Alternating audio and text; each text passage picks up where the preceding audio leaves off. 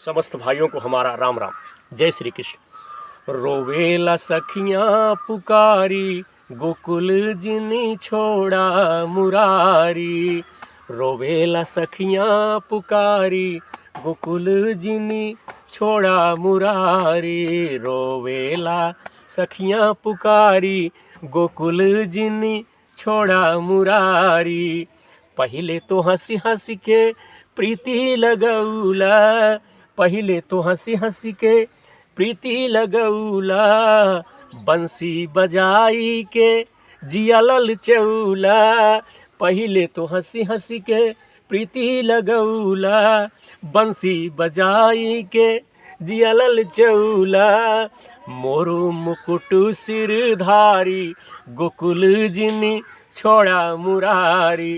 रोवेला सखियाँ पुकारी, गोकुल जिनी छोड़ा मुरारी। रोवेला सखियाँ पुकारी, गोकुल जिनी छोड़ा मुरारी।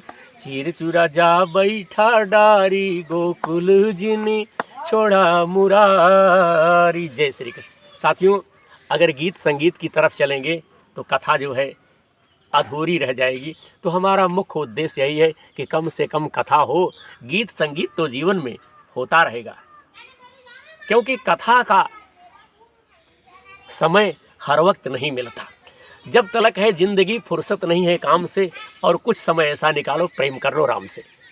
तो मैं विनोद दुबे एक बार फिर समस्त भाइयों का, साथ ही साथ भाइयों के माता पिता का, पवित्र पावनी गंगा मैया की, गुरुदेव महाराज की, काशी विश्वनाथ में विराजमान भगवान देवाधिदेव भगवान भोलेनाथ भूतनाथ काल भैरव,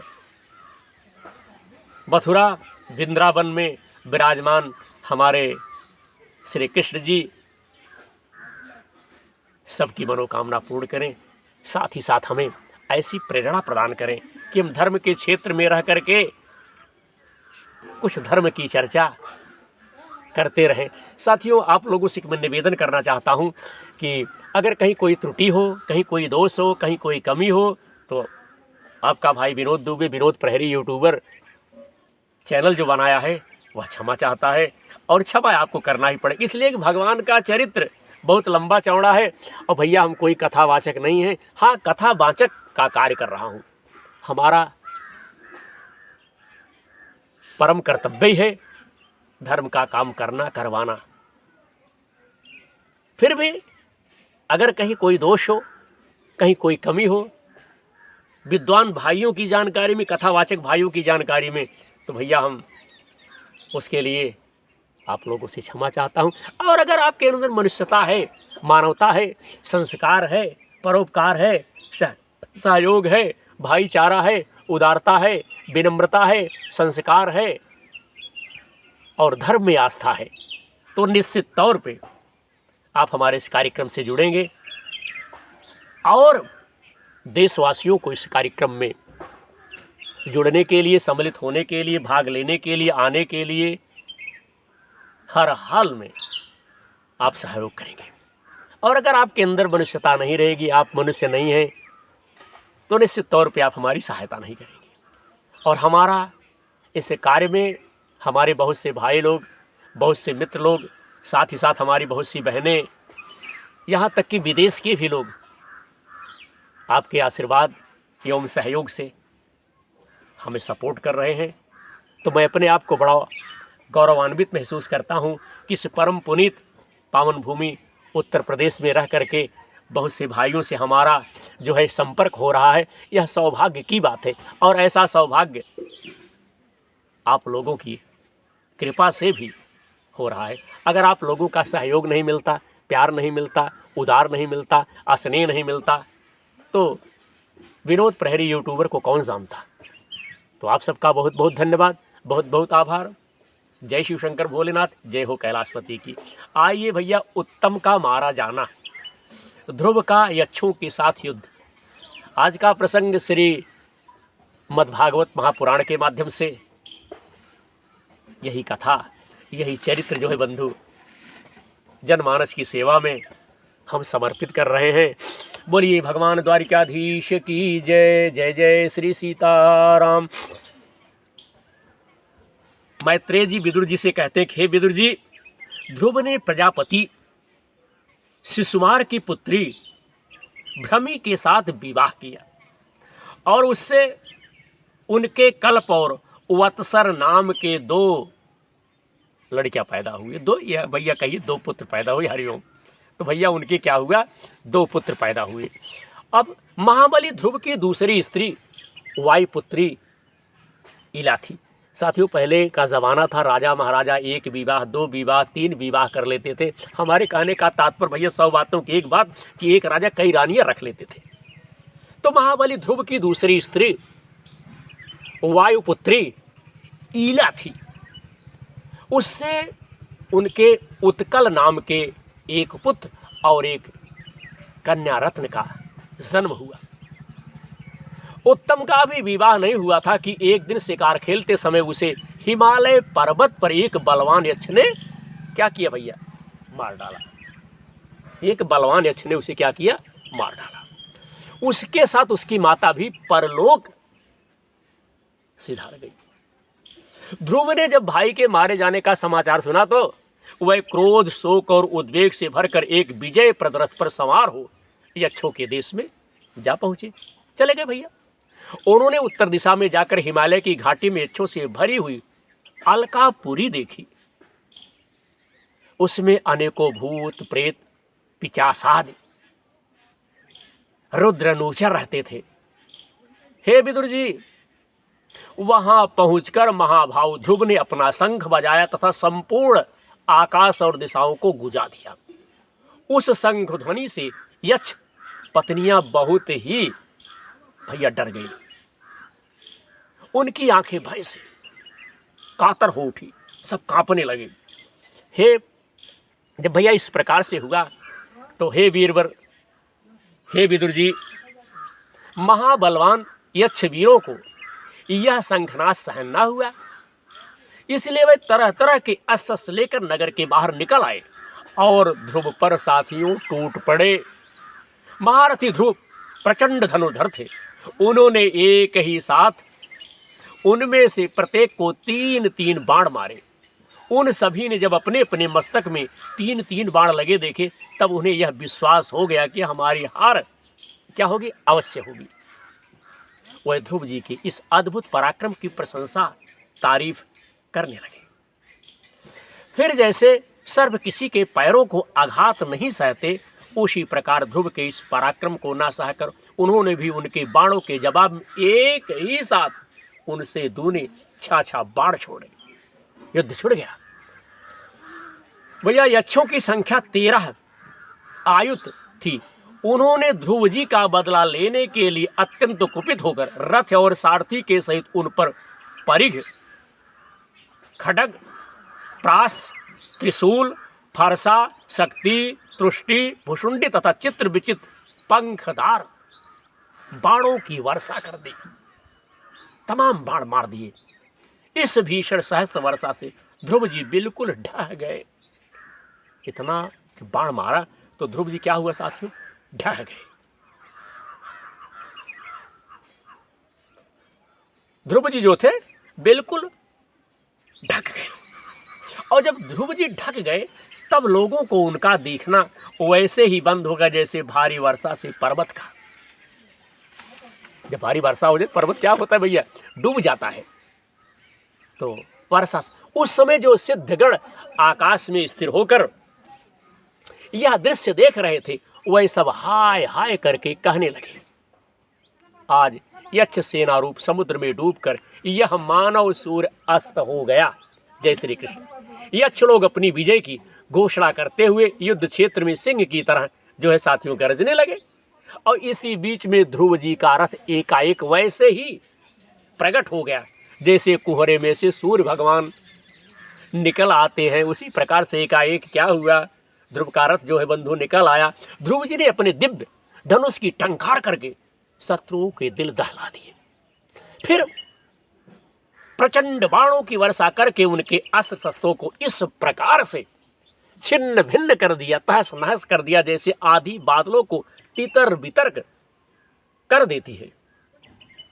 उनके धनुष से छूटे हुए तीखे तीर यक्ष राक्षसों के कवचों को भेद कर इस प्रकार उनके शरीर में घुस गए, धस गए, हल गए, जैसे इंद्र के छोड़े हुए वज्र पर्वतों में प्रवेश कर गए। हे विदुर जी, महाराज ध्रुव के बाणों से कटे हुए यक्षों के सुंदर कुंडल मंडित मस्तकों से, सुनहरी ताल वृक्ष के समान जाघों से, भैया वलय विभूषित बाहुओं से हार, और भैया भुजबंध मुकुट और बहुमूल्य पगड़ियों से फटी हुई वह वीरों के मन को लुभाने वाली सबर भूमि बड़ी शोभा पा रही थी। जो यक्ष किसी प्रकार जीवित बचे, वह क्षत्रिय प्रवर ध्रुव जी के बाणों से प्राय अंग अंग छिन्न भिन्न हो गए भैया। और जब छिन्न भिन्न हो जाने के कारण युद्ध क्रीड़ा में सिंह से परस्त हुए, गजराज के समान मैदान छोड़ करके भैया क्या किए, भग गए। जय जय श्री सीताराम, जय श्री कृष्ण नारायण। नरश्रेष्ठ ध्रुव जी ने देखा कि उस विस्तृत रणभूमि में अब एक भी शत्रु अस्त्र शस्त्र लिए उनके सामने नहीं, ये सब भग गए। कुछ मर गए जो बचे हुए थे, कुछ तो मर गए जो बचे हुए थे भग गए। रणभूमि में कोई नहीं है, सामने उनके सामने नहीं है। तो उनकी इच्छा अलकापुरी देखने की हुई, किंतु वे पुरी के भीतर नहीं गए। वे मायावी क्या करना चाहते हैं, इस बात का मनुष्य को पता नहीं लग सकता। सारथी से इस प्रकार कहकर वे उस विचित्र रथ में बैठे रहे तथा शत्रु के नवीन आक्रमण की आशंका से सावधान हो गए। कहीं ऐसा ना हो कि फिर शत्रु जो है हमला कर दे, इसलिए सावधान हो गए। इतने में ही उन्हें समुद्र की गर्जना के समान आंधी का भीषण शब्द सुनाई दिया तथा दिशाओं में उड़ती हुई धूल भी साथियों दिखाई दी। एक क्षण में ही सारा आकाश मेघमाला से घिर गया। साथियों, सब ओर भयंकर गड़गड़ाहट के साथ बिजली जो है चमकने लगी भैया। निष्पाप हे विदुर जी, उन बादलों से खून, कफ, पीप, विष्ठा, मूत्र और चर्बी की वर्षा होने लगी। हरिओम। और ध्रुव जी के आगे आकाश से बहुत से धड़ जो है ऊपर से गिरने लगे। फिर आकाश में एक पर्वत दिखाई दिया और सभी दिशाओं में पत्थरों की वर्षा के साथ गदा, पारी, तलवार और मूसल जो है साथियों गिरने लगे। उन्होंने देखा कि बहुत से सर्प वज्र की तरह फुफकार मारते और रोषपूर्ण नेत्रों से आग की चिंगारियां उगलते आ रहे हैं। झुंड के झुंड मतवाले हाथी, सिंह और बाघ भी दौड़े चले आ रहे हैं। प्रलय काल के समान भयंकर समुद्र अपनी उत्ताल तरंगों से पृथ्वी को जो है सब ओर से डुबाता हुआ बड़ी भीषण गर्जना के साथ उनकी ओर भैया क्या है बढ़ा आ रहा है। हरिओम। क्रूर स्वभाव असुरों ने अपनी आसुरी माया से ऐसे ही बहुत से कौतुक, बहुत से चमत्कार दिखलाए जिससे कायरों के मन कांप सकते थे। इस प्रकार से अगर अनहोनी हो जाए तो कायरों का मन जो है बंधु कांपने लगता, डरने लगता, कांप सकते थे ना। लेकिन ध्रुव जी पर असुरों ने अपनी दुस्तर माया फैलाई है, यह सुनकर वहां कुछ मुनियों ने आकर उनके लिए मंगल कामना दी। मुनियों ने कहा कि हे उत्तानपाद नंदन, हे ध्रुव, हे शरणागत भवभंजन सर्वांग पाणी, भगवान नारायण तुम्हारे शत्रुओं का संहार कर रहे हैं। आपके शत्रुओं का भगवान नारायण संहार कर रहे हैं। मुनियों ने बताया भगवान का तो नाम ही ऐसा है जिसके सुनने और कीर्तन करने मात्र से मनुष्य दुस्तर मृत्यु के मुख से अनायास ही बच जाता है। जाको राखे साइयां, मार सके ना कोई, और बाल न बाका कर सके जो जग बैरी होई। तो भगवान के नाम में, भगवान के काम में बहुत बड़ा चमत्कार है और भगवान सबके जीवन को सुधार देते। तो साथियों, आज हमने श्रीमद् भागवत महापुराण के माध्यम से चतुर्थ स्कंद का 10वां अध्याय हमने अपने भाइयों को सुनाया। आशा है हमारे भाइयों को, हमारे मित्रों को, हमारे देशवासियों को, या हमें जो फॉलो करते हैं, या हमारे कार्यक्रम से जो लोग जुड़े हैं, या कहीं हमारे चैनल से जो लोग जुड़े हैं, उनको अच्छा लगे, यह हमारा विचार लगेगा। और सदा हम आप सबके कल्याण के लिए आप सबकी भलाई के लिए, आप सबकी उन्नति के लिए, आप सबकी प्रसन्नता के लिए प्रयास कर रहा हूँ। इसी प्रकार से आप सबका सहयोग, आशीर्वाद हमें प्राप्त होता रहे। और आपका भाई विनोद दुबे पवित्र भूमि उत्तर प्रदेश से धर्म के क्षेत्र में जो कुछ भी कर सके वही बहुत बढ़िया है, क्योंकि हम गृहस्थ आश्रम से रह करके इतना कुछ कर रहे हैं और आप लोगों की असीम कृपा से धीरे धीरे भगवान की चर्चा वीडियो के माध्यम से आप सब तक शेयर कर रहा हूँ। सब सारा श्रेय आप सबका है। तो आप सबका सदा प्यार उदार इसी प्रकार से बना रहे। और अगर कार्यक्रम, विचार, काम अगर हमारे भाइयों को हमारा अच्छा लगे तो ज़रूर आप लोग यूट्यूब पे सर्च करें विनोद प्रहरी यूट्यूबर, और हमारे कार्यक्रम से जुड़ करके अपना आशीर्वाद, अपने भाई को आशीर्वाद प्रदान करने की कृपा करें। आप सबका बहुत बहुत धन्यवाद। जय हो गुरुदेव महाराज की।